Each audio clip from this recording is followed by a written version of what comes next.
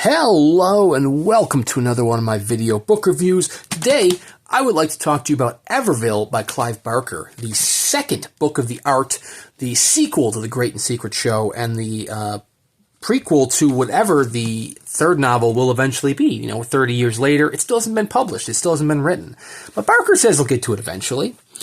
This particular edition that I'm showcasing in this video is the numbered edition from Gauntlet Press. I will go over more details about this specific edition after I'm done talking about the book itself. But just know as I'm flipping through it that you'll see lots of illustrations by Barker himself.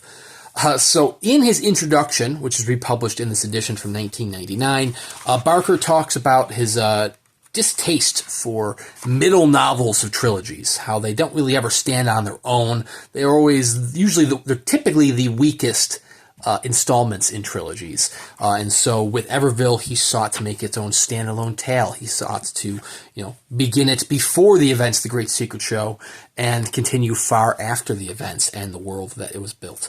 And in that regard, he succeeded. It certainly, expands upon the world of the first novel, and it does work as its own standalone tale. You will have a conclusion in this novel that isn't going to be waiting on a novel 30 plus years in the future to tie up.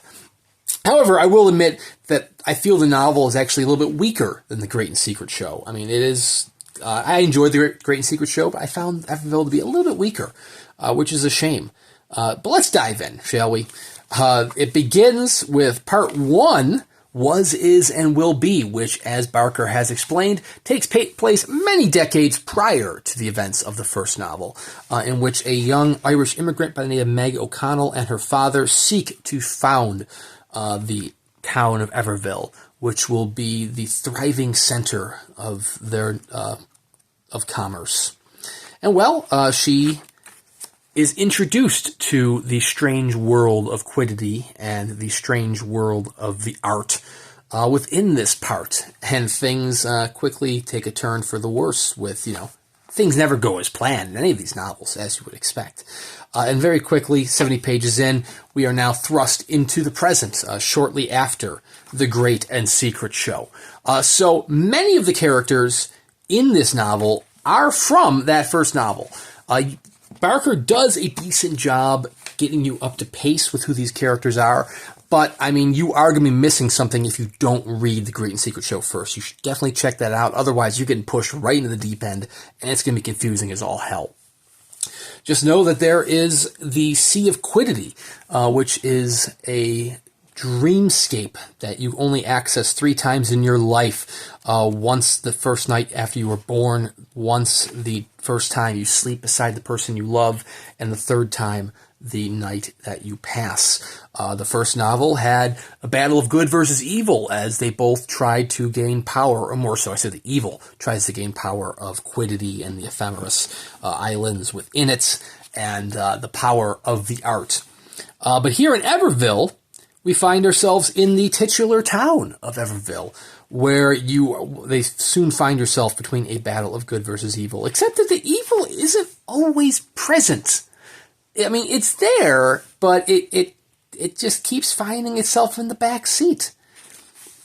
You are introduced to new characters, primarily Phoebe and Joe. Phoebe is a married white woman. Joe is a black man.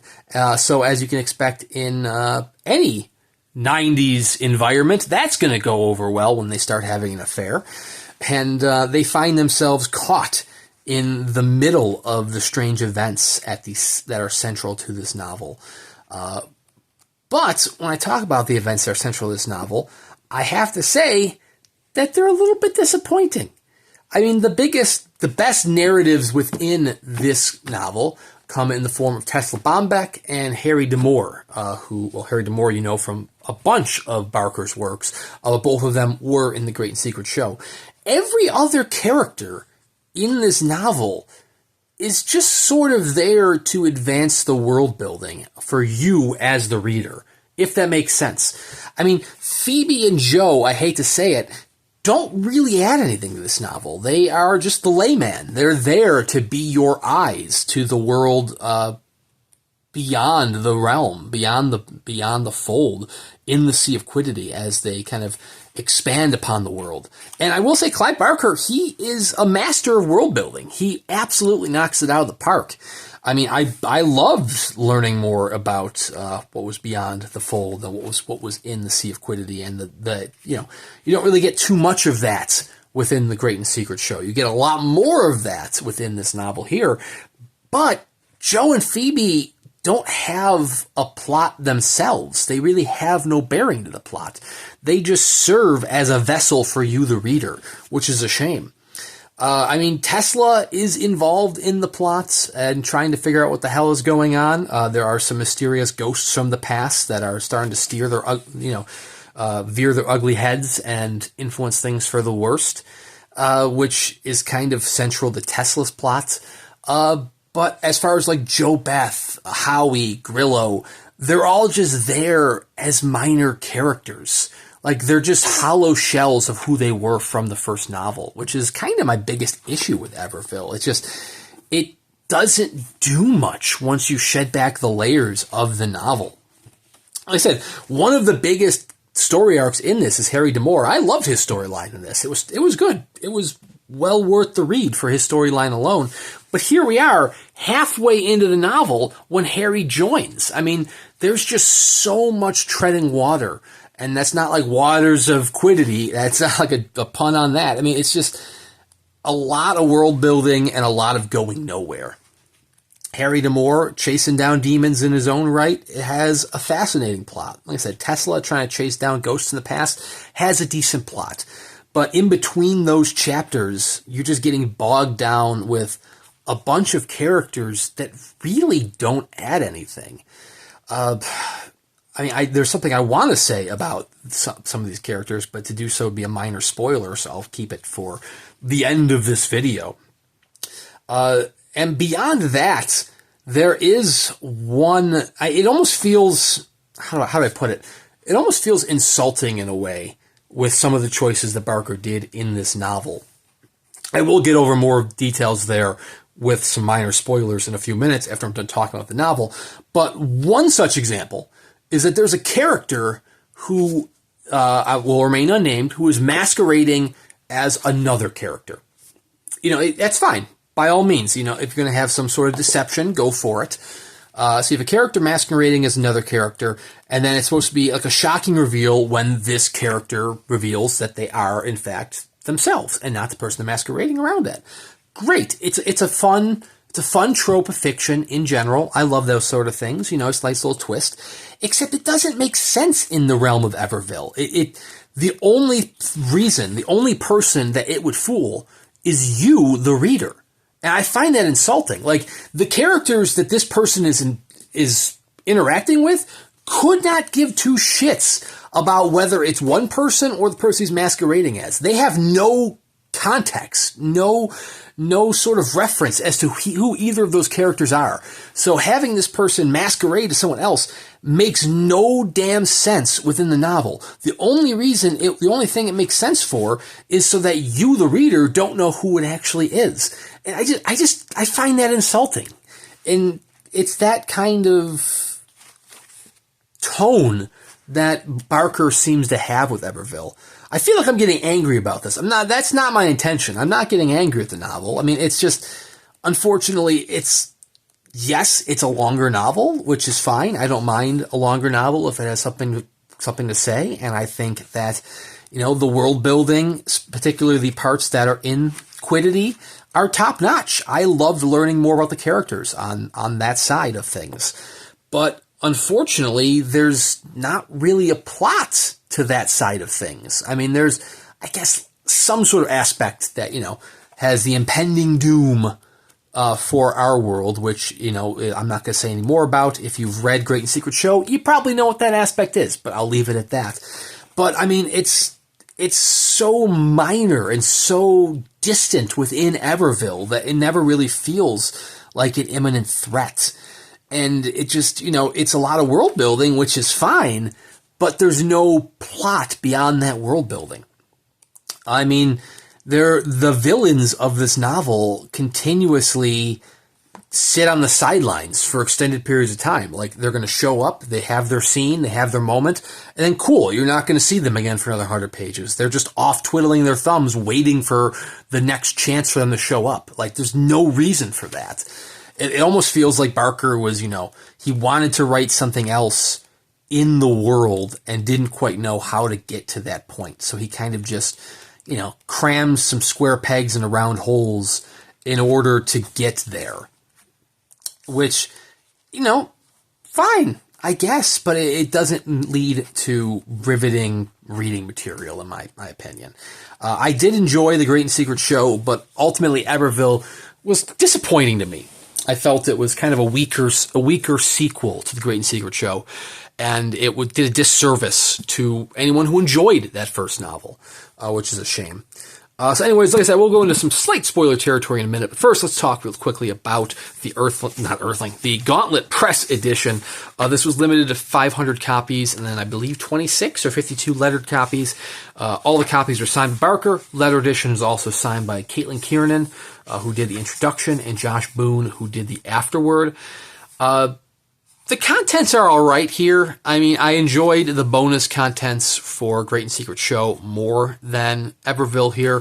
Kiernan's introduction is decent. It actually deals with her meeting Clive Barker and the effect that Clive Barker has had on her career as an author, which is just fantastic. But I mean, it's like I said, it's an interesting read, but unfortunately, it doesn't really do anything with Everville itself so much as it does with Clive Barker, which is fine. I mean, that's going to happen with some works. And the same can also be said of Boone's Afterward. It very much has to do with Barker. Barker as an author, or more so about his horror reading and his Boone's... I don't even want to say it has to do with Clive Barker. Clive Barker is going to come into play until the last few paragraphs. It has to do with Boone's upbringing and his delve into horror, which, like I said, decent Afterward. I mean, it's not a bad thing to read. It unfortunately didn't add anything to the text itself, but that's fine. Then finally, we do have bonus material in the form of the handwritten long-form writing, the first draft of Everville that Clive Barker did, as well as the first typed manuscript of Everville. I mean, it's all right. It's kind of cool to read if you want to read his scraggly cursive. Unfortunately, I enjoyed this in The Great and Secret Show, and I enjoyed it here in Everville, but I enjoyed the critical analysis that the Stokeses brought to Great and Secret Show, which is absent from Everville here. They just kind of provide the bonus material without a written companion piece for it. But that's fine. I mean, if it is something in your wheelhouse, up your alley, you should definitely go check out the numbered edition of Everville. I believe it is sold out, but sometimes Barry over Gauntlet does have some PC and overrun copies that he'll sell. So there's a link in the description below if you want to check that out. Otherwise, you have to go to the secondary market. So anyways, thank you very much for watching. Stick around for another minute if you want to hear one other not minor, it's a pretty major complaint. But it involves a little bit of spoiler territory.